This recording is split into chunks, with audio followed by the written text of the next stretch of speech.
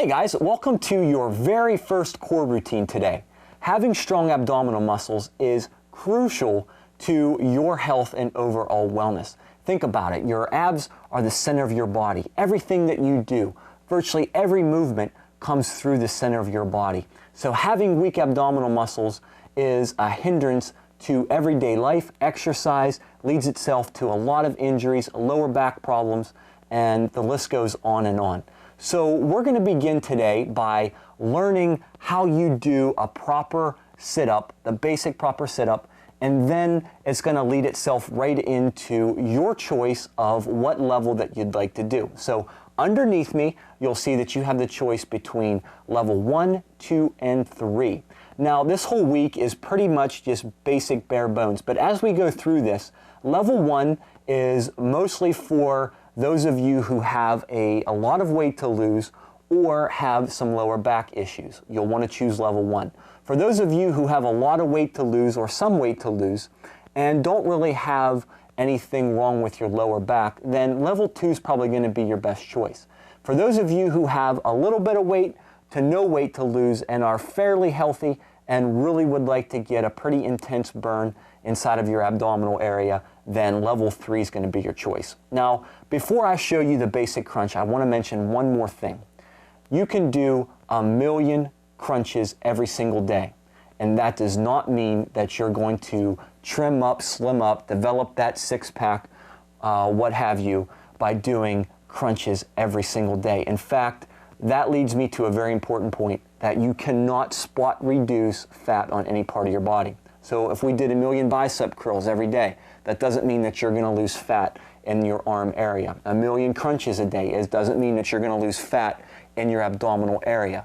How your body loses fat has nothing to do with the style or the kind of exercise that you do. You will lose fat however your body wants to lose fat. Now, a general rule with all that is that wherever you started to gain weight first, when you first started to put on weight, for those of you that need to lose weight, that's typically the last place that your body will lose it from. It's just how it is, and you can't do anything about that. So again, you can do as many crunches as in a single day as you possibly can, but that does not mean that you're going to lose fat in that abdominal area. You have to do it through diet, through exercise, and over time, your body will slowly slim down, and eventually you will lose weight in that area if that's your goal. All right, so with that said, doing the basic crunch.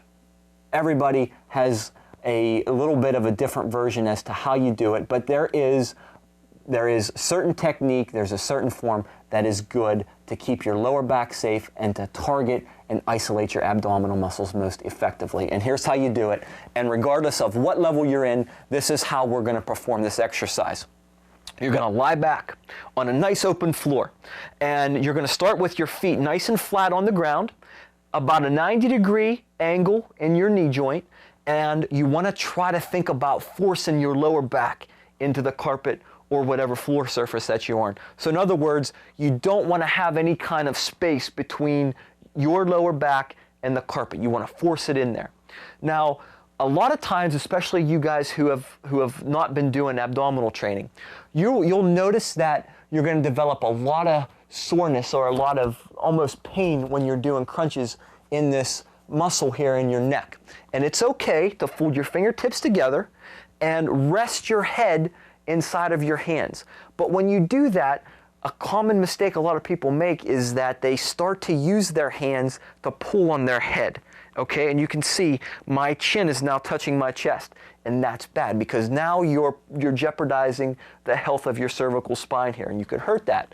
So what you want to do is think about a baseball or a tennis ball being placed right underneath your chin, so that no matter how much you're pulling on your head with your hands, your chin can't come down and touch your chest. And that's what you got to think about for every single rep, is that ball there is there to prevent you from compressing or causing problems in your cervical spine so that your chin cannot come up on your chest. So you always should have a big gap between your chin and your chest, no matter what kind of style of abdominal workout that we're doing.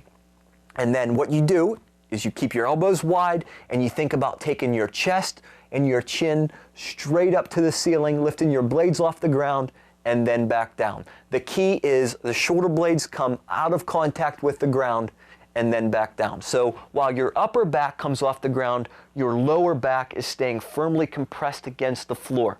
And that's a proper sit-up, guys. It's as simple as that.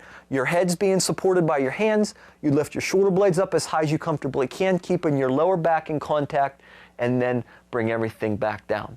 And that's how you do the basic crunch. And as you'll see through a lot of our exercise abdominal routines, we're gonna do a bunch of styles where we bring our knees to our chest, where we do a lot of bicycle work, even some lower back work. So it's all a little bit different, but that's the key fundamental points to doing a proper sit-up. So when you're ready, go ahead and pick what level that you'd like to do below, and we'll do your first abdominal workout. I'll see you then.